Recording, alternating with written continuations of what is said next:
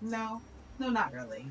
It's really not. You really don't need to have a balcony for an Alaskan cruise. And I'm going to tell you 8 reasons why I feel you don't necessarily have to take this splurge for a bucket list cruise. You know what? We're going to do it inside where it's a little bit warmer. All right, that's a lot better. So guys, if you are currently planning an Alaskan cruise, or if you're already booked on an Alaskan cruise, you have probably done some research and you've heard everyone say you must get a balcony on an Alaskan cruise. And guys, that's not necessarily true.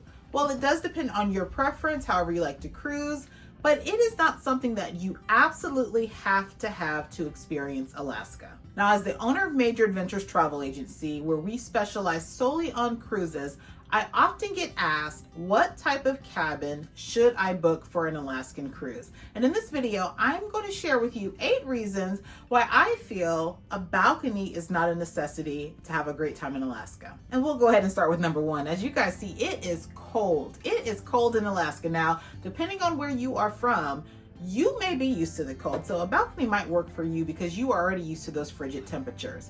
Now, depending on when you cruise, as you guys know, Alaskan cruises are pretty seasonally, so typically you're going to cruise Alaska mid-April through maybe mid-October, and it can be really cold, especially during the shoulder season, which is the beginning of the season and the very end of the season. It can be very, very cold.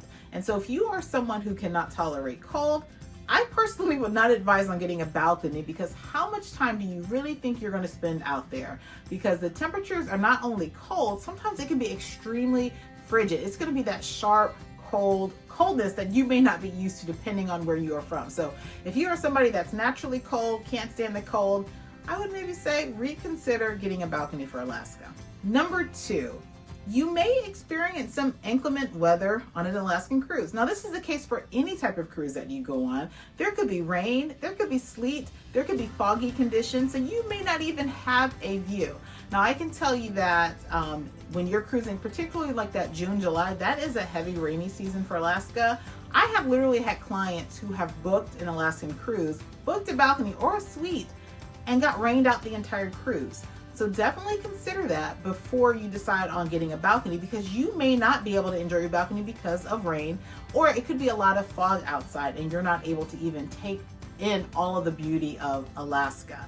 Now, these ocean view balcony cabins and suites are amazing. They are wonderful. You're still going to get some amazing views right from your inside your cabin. Let's take a look at an ocean view balcony to give you an idea of what you can expect if you are cruising to Alaska, or any cruise, what these balcony cabins entail. All right, here's a quick cabin tour of cabin 8132, which is an ocean view balcony on board Quantum of the Seas. Now, we are cruising to Alaska, so thought we would go ahead and get a balcony. But as you enter, you're going to have your full-length mirror there, as well as all of your muster information right here at the back of the door. Thermostat, you will need to be sure to have a key card in there to activate the lights and the AC. And then as you enter, you're going to have a restroom.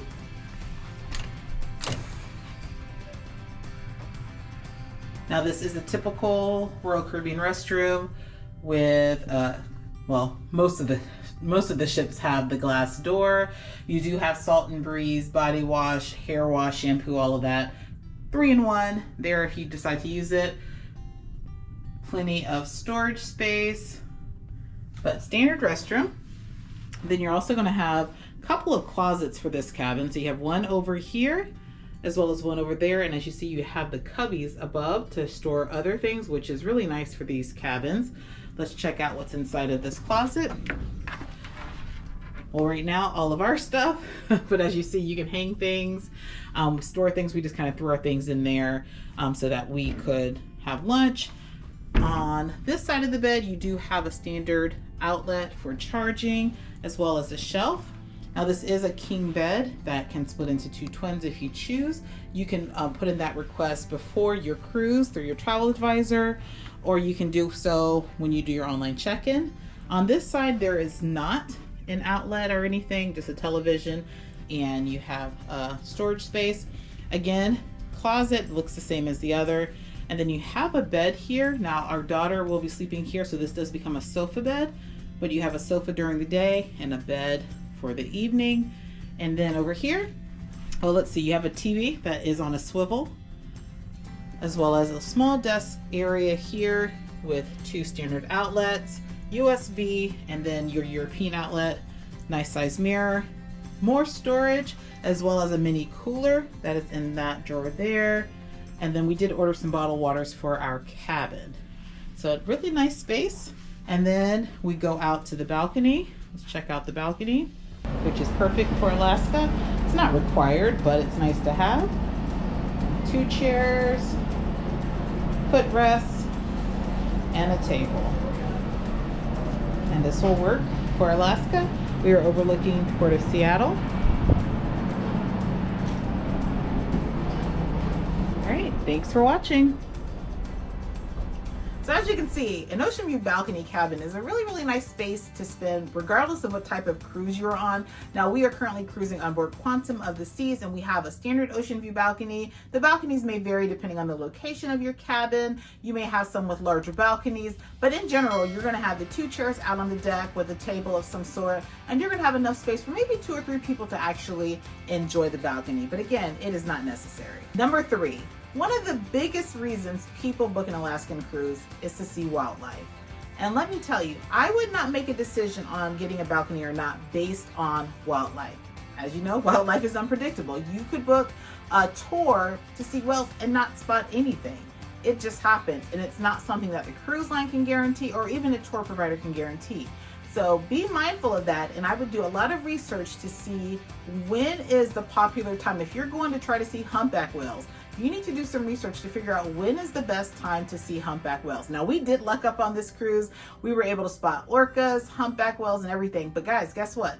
It wasn't from our cruise ship balcony. Now when we pulled into Sitka, we did get a glimpse of, I think, possibly orcas, but that was all that we've seen from our cruise ship balcony. We had to actually book a tour in Juneau where we saw the humpback whales and the sea lions and different wildlife there.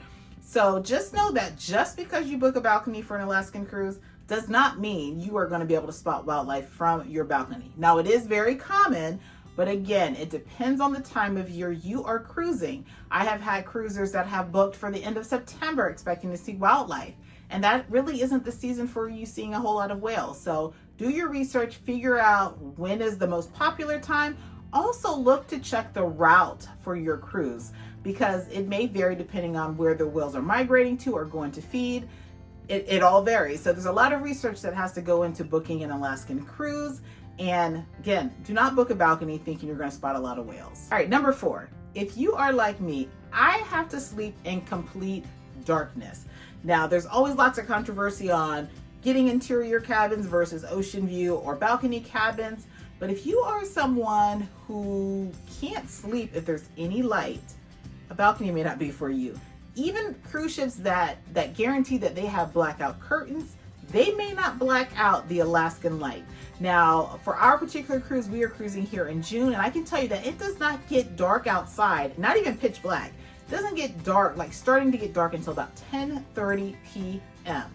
Keep in mind, there's going to be some time changes during your cruise. We've had to go back an hour at one point. We had to go ahead an hour at another point. But we're getting daylight up until about 10:30, 11 p.m. Now, I usually go to bed around 9 o'clock, so it is hard for me to sleep even with the blackout curtains in the cabin. You're always going to have some sort of light coming through around the perimeter, and for me, that is just too much light for me to sleep. So I highly recommend that you have some sort of eye mask if you needed. You can also get magnets or something to clip towards if your walls are magnetic, to where you can make sure that you get not as much light through, but also not even just at night. 4 a.m. expect that sun to be shining through. So if you are a light sleeper and you want to be restful, because I can tell you what, I've been tired this entire cruise because our curtains are not blackout. But if you need your rest and you want it pitch black, then you may not want to book a balcony for an Alaskan cruise. Number 5, the cost. Now this is the biggest thing, because what people don't understand is Alaskan cruises can be expensive because they are so seasonally and they are bucket list items for many people. They can cost quite a bit. But if you look at the price difference typically between like an interior cabin or even an ocean view compared to a balcony, sometimes you can save upwards of 50% off by just booking an interior or an ocean view. So considering how expensive the excursions and tours are in Alaska, if you are someone that feels like you're not going to spend a lot of time on your balcony or in your balcony because you want to get out and truly explore Alaska, you might want to consider saving those funds for those excursions and tours. Go whale watching, go looking for bears, take a helicopter to a glacier. Save the money from the balcony and book an interior or an ocean view. You will save. I'm going to put a little clip here to kind of give you an idea of some cruises for 2026, so you see the cost difference with an interior versus a balcony. Now, obviously, if it works for your pockets and your budget to book a balcony and still have an amazing time in Alaska with the excursions and everything, then do it. Do what works for you. But don't feel like you have to book it because you're hearing that you're going to get these amazing views and you're going to have the best time on a balcony. Don't do it. I would personally, and this is me personally, would rather have a great time in Alaska in the ports than on my cruise ship balcony. And with the cruise ship cabins, keep in mind, cruise ships have lots of different types of cabins. So do your research to see what type of cabins your ship may offer, because sometimes there's more than just your standard ocean view balconies or ocean view cabins or interior cabins, because Royal Caribbean, particularly this Quantum class ship, class of ships, they offer a very unique style of cabin that we actually booked for our kids, where you get an interior with a virtual balcony. Check it out. Dyson's a little disappointed in his fake balcony. Move, Joe Marie. I love it. He said it's trifling. You got money to not be trifling? Balconies to Alaska are expensive. There you go.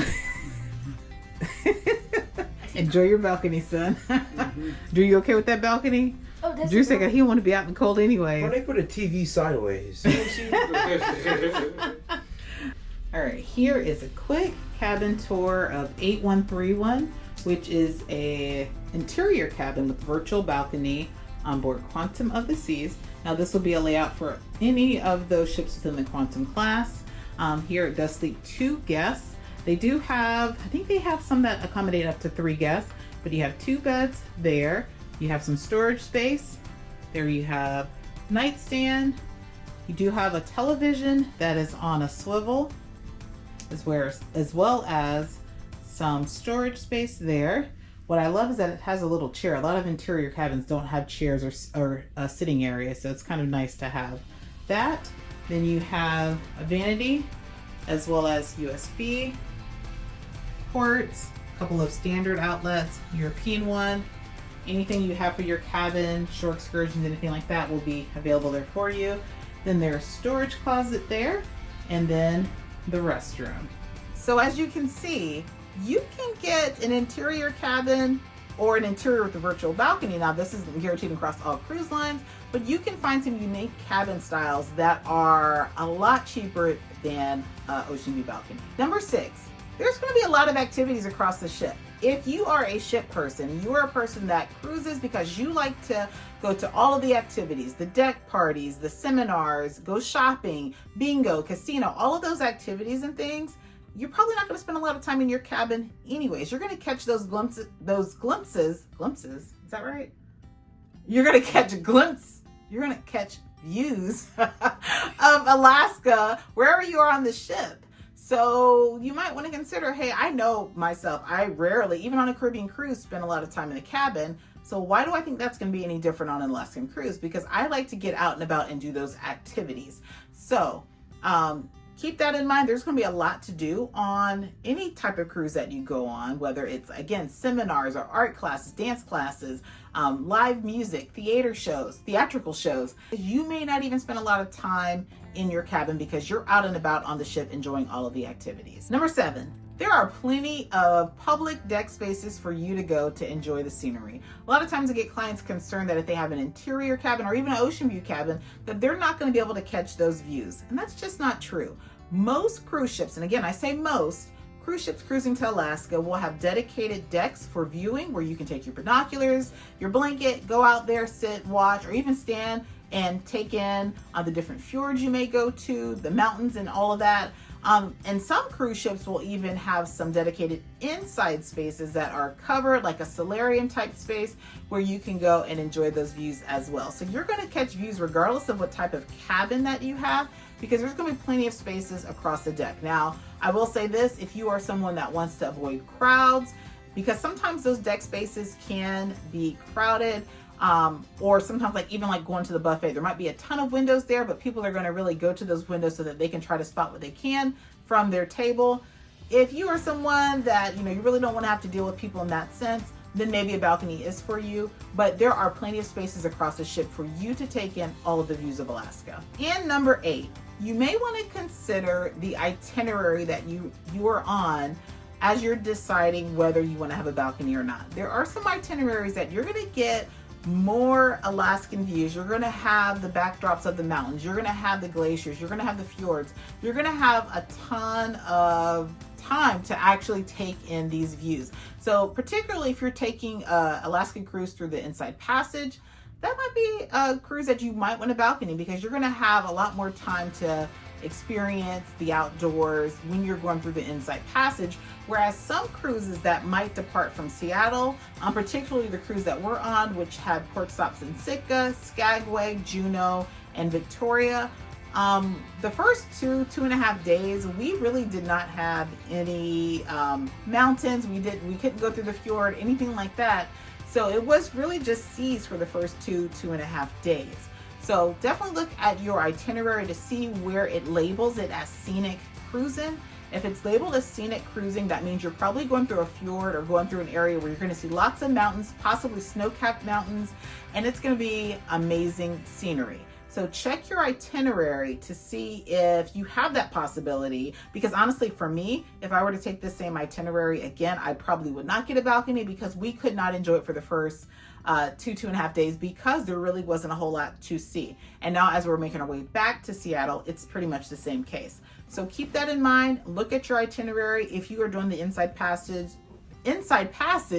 you may want to get a balcony. But again, you can go to those public decks, and there you'll be able to spot wildlife. You'll be able to take in all of those amazing views. Yeah, so that's pretty much it. I mean, I'm sure there's other reasons why you may not want to get a balcony for Alaska. If I missed anything, be sure to drop those in the comments. But again, it is truly your personal preference. If you are somebody that wants to splurge, someone that is so in tune with nature, and you don't mind being cold, and you don't mind having that daylight creep in on your sleep, then a balcony may be for you. And I'm not creating this video to have this debate on whether it is or isn't. I just want to make sure that you are informed on what to expect when you cruise to Alaska, because it is a very different sailing than if you're cruising the Caribbean. And I think some people put so much expectation on what they're going to see and do in Alaska, and they hear and see so many reviews about you must get a balcony, where I honestly don't think that is the case. Do what is comfortable for you, do what's comfortable for your pockets, most importantly, and just have a great time in Alaska, regardless if you're doing it from your balcony or from your inside cabin. Now, if you found this video helpful at all, please give this video a thumbs up, subscribe to our channel, and if you are looking to book an Alaskan cruise, feel free to reach out to Major Adventures Travel Agency. We would love to assist you with planning your bucket list adventure to Alaska. Appreciate you guys watching this video. If you aren't subscribed, please consider subscribing, and stay tuned for all of our Alaskan fun. And if you missed our Alaskan series from before, a couple years ago, be sure to check that out. But we're going to get back to it. We have another port date today. We're going to enjoy our last 36 hours or so here in Alaska. So we will see you guys later.